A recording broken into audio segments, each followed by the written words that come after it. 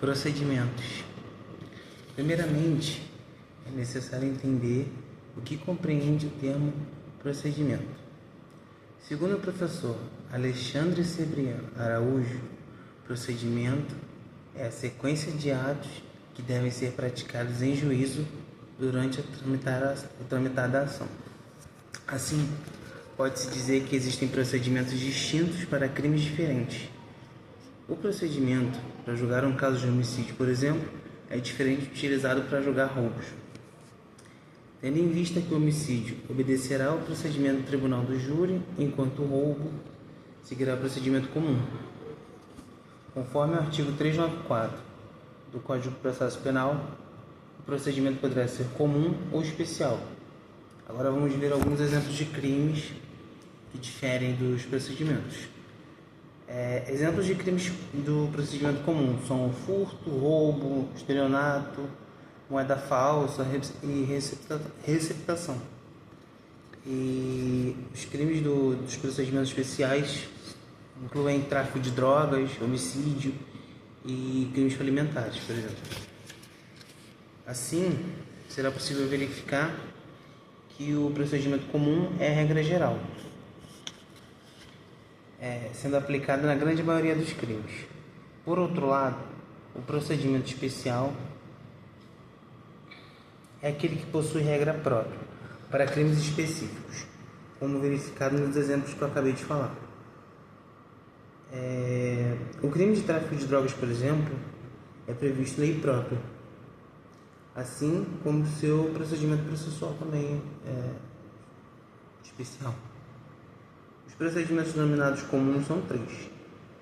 Nos termos do artigo 394 do parágrafo 1º, o ordinário serve para apurar os crimes que tenham pena máxima em abstrato igual ou superior a 4 anos e para os quais não haja previsão de rito especial. Exemplos são crimes de furto, roubo, extorsão, estelionato, estupro, tortura, falsificação de documento público, corrupção e etc.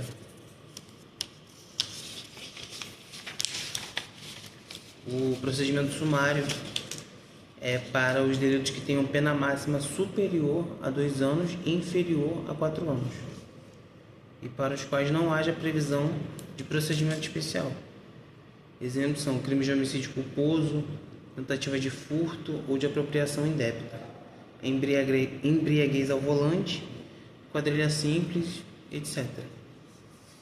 E o procedimento sumaríssimo é para apuração das infrações de menor potencial ofensivo, que tramitam perante aos juizados especiais criminais, nos termos do artigo 98 da Constituição Federal. São infrações de menor potencial e contravenções penais. Todos os crimes cuja pena máxima não excede 2 anos. Dessa forma, conclui-se que a determinação do rito ocorrerá de acordo com a pena máxima.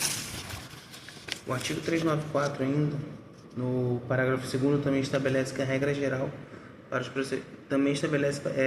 regra geral para os procedimentos penais. Parágrafo 2º. Aplica-se a todos os processos o procedimento comum, salvo disposições em contrário deste Código ou lei especial. Parágrafo 3º. Nos processos da competência do Tribunal do Júri, o procedimento observará as disposições estabelecidas nos artigos 406 e 497. Parágrafo 4º. As disposições do artigo 395 e 398 deste Código aplicam-se a todos os procedimentos penais do primeiro grau, ainda que não regulados neste Código. E o parágrafo 5º. Aplicam-se subsidiariamente os procedimentos especial, sumário, sumaríssimo às disposições do procedimento ordinário. Dessa forma, é possível verificar o que ocorre com a maioria dos procedimentos especiais. Eles têm como base o procedimento comum. Prosseguindo com os procedimentos no processo penal, serão analisados especificamente os artigos 394-A e 396-A do CPP. 394-A. Os processos que apurem a prática de crime hediondo terão prioridade de tramitação em todas as instâncias. O conteúdo do artigo é autoexplicativo, mas é importante destacar a relevância desse dispositivo. Em seguida, as disposições do artigo 395. A denúncia ou queixa será rejeitada quando: primeiro, for manifestamente inepta, faltar pressuposto processual ou condição para o exercício da ação penal ou faltar justa causa para o exercício da ação penal. Antes de mais nada, cabe uma explicação que foge do alvo principal.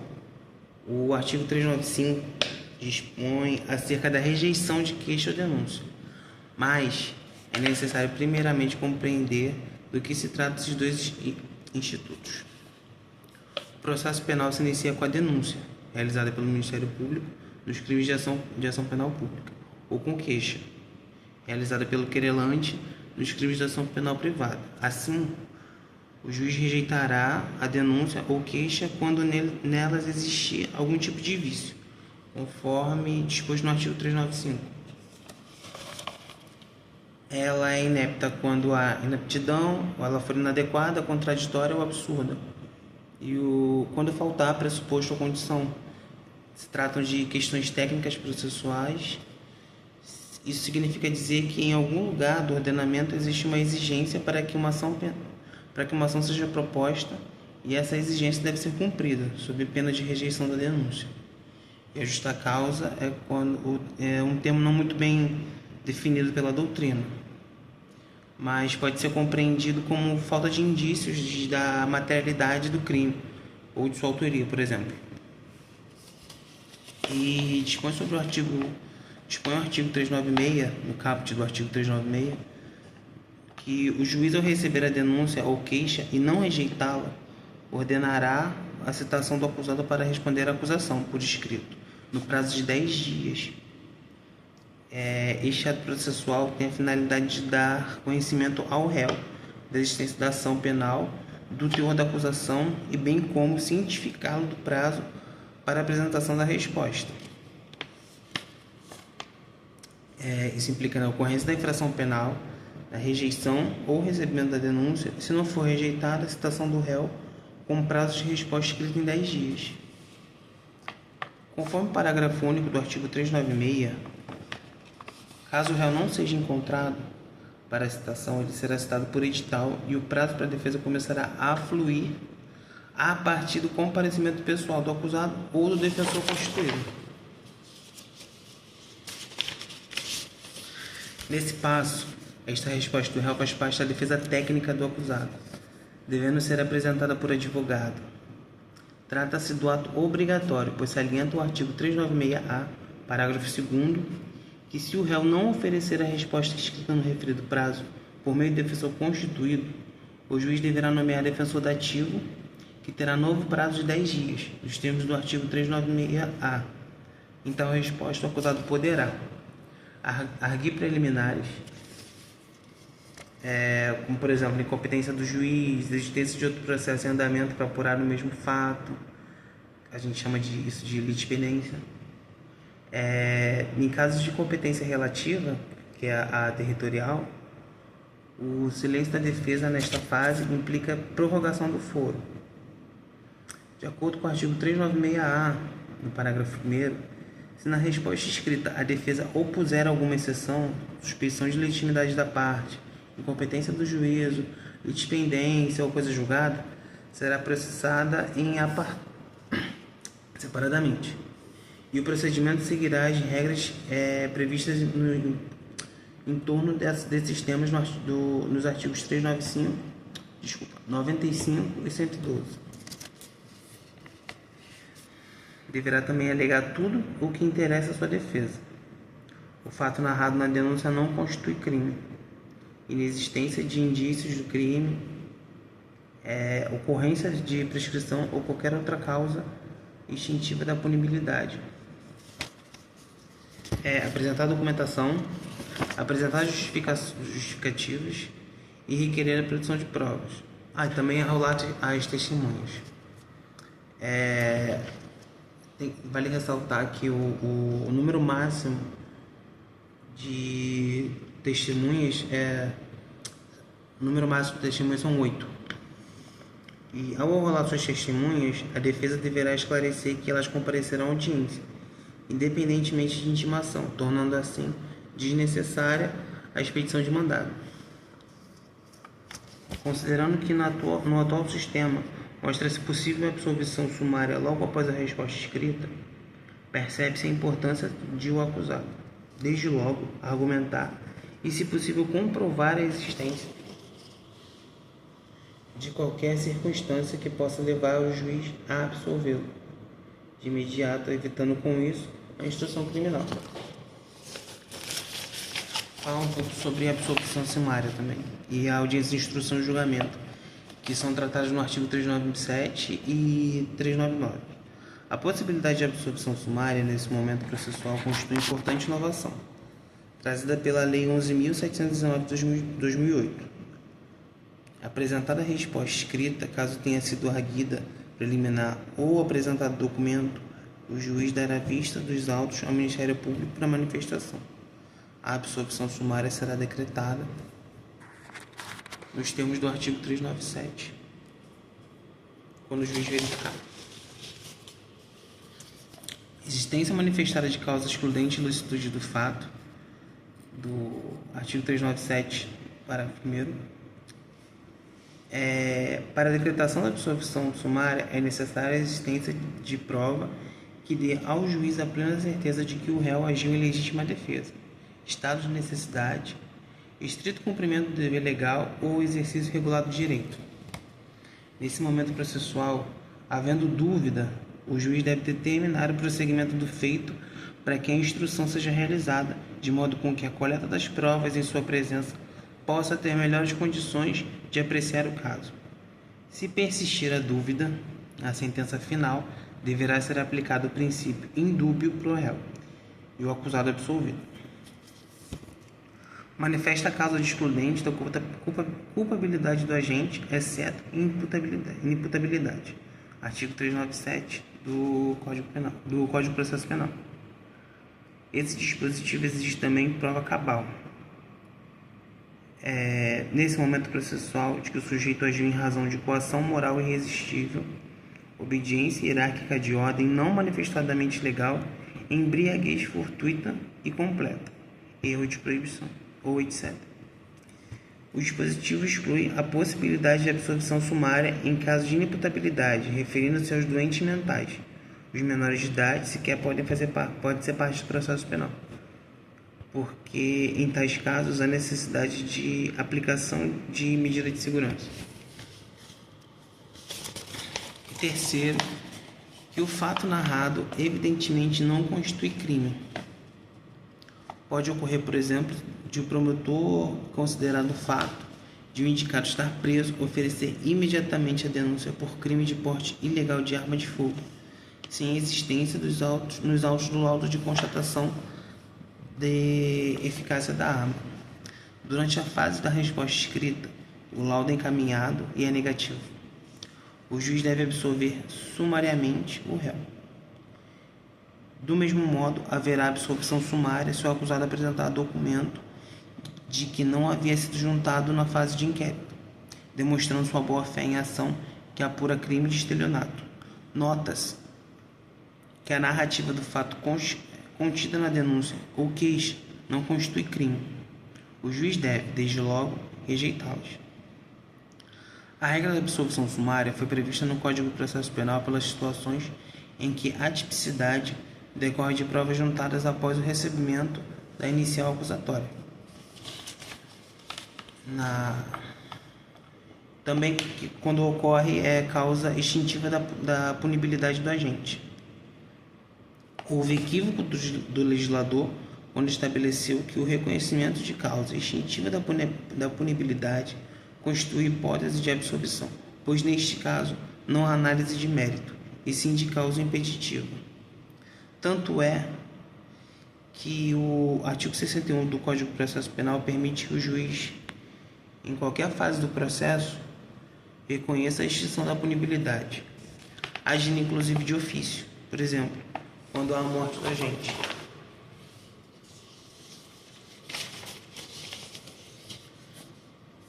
É importante ressaltar a necessidade da mais alta atenção para não confundir a rejeição da denúncia com a absolvição sumária, visto que na rejeição não existe análise de mérito, sendo certo que a própria denúncia é problemática. Em suma, a denúncia será rejeitada por causas e formalidades legais, enquanto a absolvição sumária ocorrerá por causas fáticas. Artigo 399. Recebida a denúncia ou queixa, o juiz designará dia e hora para audiência, ordenando a intimação do acusado, de seu defensor, do Ministério Público e, se for o caso, do querelante do assistente. Parágrafo 1º. O acusado preso será requisitado para comparecer ao interrogatório, devendo o poder público providenciar sua apresentação. Parágrafo 2º. O juiz que presidiu a instrução deverá proferir a sentença. Assim, se o juiz não tiver absolvido sumariamente o acusado, deverá marcar a audiência de instrução e julgamento para a data não superior a 60 dias, tendo em vista o artigo 400, e ordenará a intimação do Ministério Público, do acusado, de seu defensor e, se for o caso, do querelante do assistente de acusação. Diferente do procedimento sumário, que possui um prazo de 30 dias. Artigo 531. Na audiência de instrução e julgamento a ser realizada no prazo máximo de 30 dias. Tratando-se de réu preso, o juiz deverá realizar o interrogatório no estabelecimento prisional em que ele estiver, salvo se não houver segurança suficiente do local, hipótese em que o ato se dará em juízo. Em tal hipótese, o réu deverá ser requisitado junto ao estabelecimento em que está preso para que seja providenciada sua remoção no dia do interrogatório, de acordo com o parágrafo 1º do artigo 399. Por fim, segundo o artigo 399, parágrafo 2º do artigo 399, o juiz que presidir a audiência deverá proferir a sentença, já que as impressões daquele que colheu pessoalmente a prova são relevantes. Caramba, nem eu sei o que escrever aqui. As provas são essenciais no processo decisório.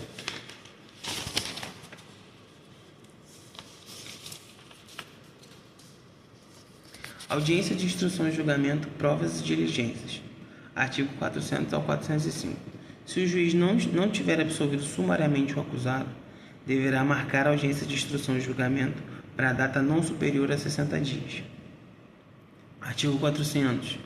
Na audiência de instrução e julgamento a ser realizada no prazo máximo de 60 dias, proceder-se à tomada de declarações do ofendido, a inquirição das testemunhas arroladas pela acusação e pela defesa, nesta ordem: ressalvado o disposto no artigo 222, bem como os esclarecimentos dos peritos e as acariações ao reconhecimento de pessoas e coisas, interrogando em seguida o acusado. Parágrafo 1º. As provas serão produzidas numa só audiência, podendo o juiz indeferir as considerações irrelevantes, impertinentes e protelatórias. Parágrafo 2º. Os esclarecimentos dos peritos dependerão de prévio requerimento das partes. Dessa forma, aberta a audiência, o juiz passará a colher os depoimentos. Em primeiro lugar, serão ouvidas as vítimas, em seguida, as testemunhas de acusação, por fim, prestarão depoimento às testemunhas de defesa. O artigo 400 do Código do Processo Penal expressamente exige que os depoimentos ocorram nesta ordem. Assim, se faltar alguma testemunha de acusação e o promotor insistir em sua oitiva, o juiz não poderá ouvir as testemunhas de defesa que estejam presentes. Deverá redesignar a audiência para que primeiro seja ouvida a testemunha de acusação faltante e somente depois as testemunhas de defesa. Sendo assim, é relativa à regra do artigo 400, do parágrafo 1º do artigo 400, que dispõe que a audiência é una, já que ela pode ser cindida pelas seguintes razões: falta de testemunha, deferimento de diligências requeridas na audiência, entre outras medidas. Em seguida, Se a acusação ou a defesa tiverem previamente requerido, o perito prestará os esclarecimentos que lhe forem solicitados, não cabendo ao juiz fazer isso de ofício. Parágrafo 2º também do artigo 400. Vale ressaltar que a Lei 14.245 de 2021, conhecida como Lei Mariana Ferrer, adicionou o artigo 400-A no CPP. Resumidamente, esse dispositivo trata da dignidade física e psicológica da vítima de crime contra a dignidade sexual, na audiência de instrução e julgamento. Vamos aí. Artigo 400-A. Na audiência de instrução e julgamento, em especial nas que apurem crimes contra a dignidade sexual, todas as partes e demais sujeitos processuais presentes no ato deverão zelar pela integridade física e psicológica de uma vítima, sob pena de responsabilização civil, penal e administrativa, cabendo ao juiz garantir o cumprimento do disposto nesse artigo. As são vedadas a manifestação sobre as circunstâncias ou elementos alheios aos fatos objetos da apuração dos autos, a utilização de linguagem de informações ou de material que ofendam a dignidade da vítima ou das testemunhas. De acordo com o artigo 401, na instrução poderão ser inquiridas até 8 testemunhas arroladas pela acusação e 8 pela defesa. No procedimento ordinário são 8 testemunhas no sumário e esse número é de apenas 5 testemunhas. No sumário é de 5 testemunhas. Não se incluindo, porém, nessa conta aquelas que não prestarem compromisso e as referidas. Estão previstas no parágrafo 1º do artigo 401. As testemunhas de acusação devem ter sido arroladas na denúncia ou queixa e as de defesa na resposta escrita. Agora eu vou falar um pouco sobre esses tipos de testemunhas que eu acabei de falar por último, que são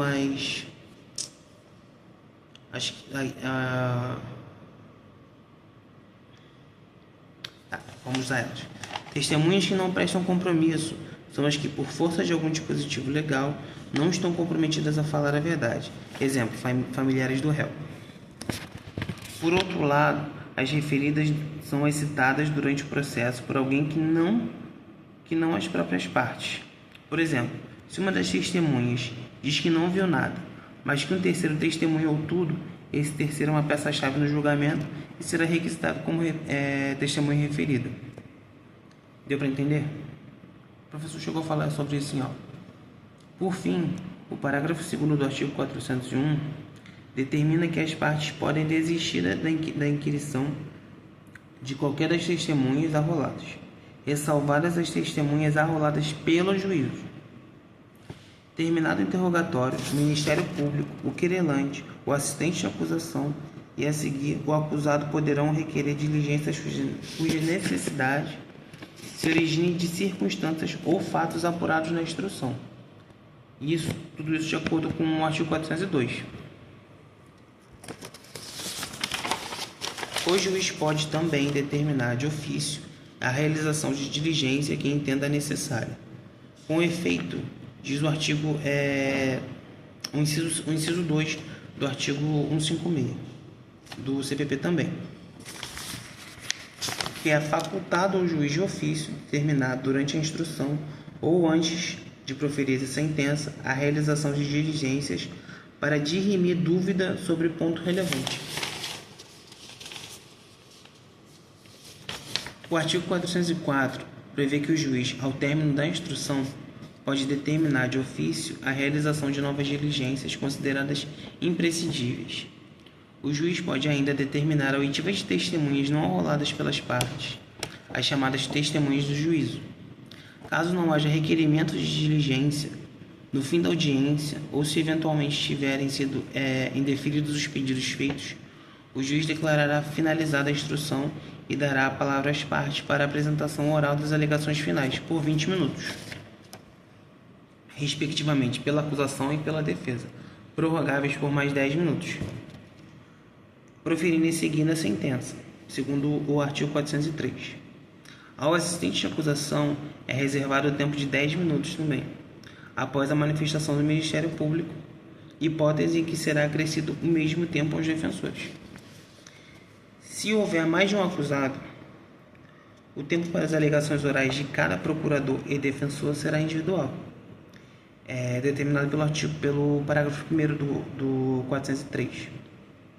Ou seja, para cada acusado existirá um prazo de 20 minutos, prorrogável por mais 10 para fazer a sustentação oral. Então, se houverem 8 acusados, são 20 minutos para cada, podendo ser prorrogados por mais 10. Não importa o número de acusados. Em razão da complexidade dos fatos ou do número excessivo de acusados, pode o juiz de ofício, a pedido das partes, conceder prazo de 5 dias sucessivamente para que cada um apresente memoriais por escrito com suas alegações finais. O prazo não é comum, ou seja, primeiro são 5 dias para a acusação e depois mais 5 dias para a defesa. Nesse caso, o juiz terá 10 dias para proferir a sentença. Após a ocorrida audiência, será lavrado o termo em livro próprio, assinado pelo juiz e pelas partes, contendo breve resumo dos fatos relevantes naquele ocorrido de acordo com o caput do 405. E para finalizar, diz o parágrafo 1º do artigo 405, sempre que possível, o registro dos depoimentos do investigado, indiciado, ofendido e testemunhas será feito pelos meios de recurso de gravação, gravação magnética,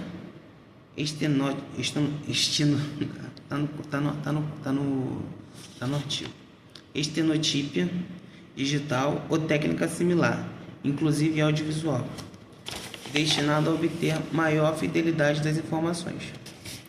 No caso de registro por meio audiovisual, será encaminhada às partes cópia do registro original sem necessidade de transcrição. Ou seja, somente a cópia, não haverá um relatório. E assim eu finalizo esse quarto seminário sobre procedimentos processuais. Muito obrigado.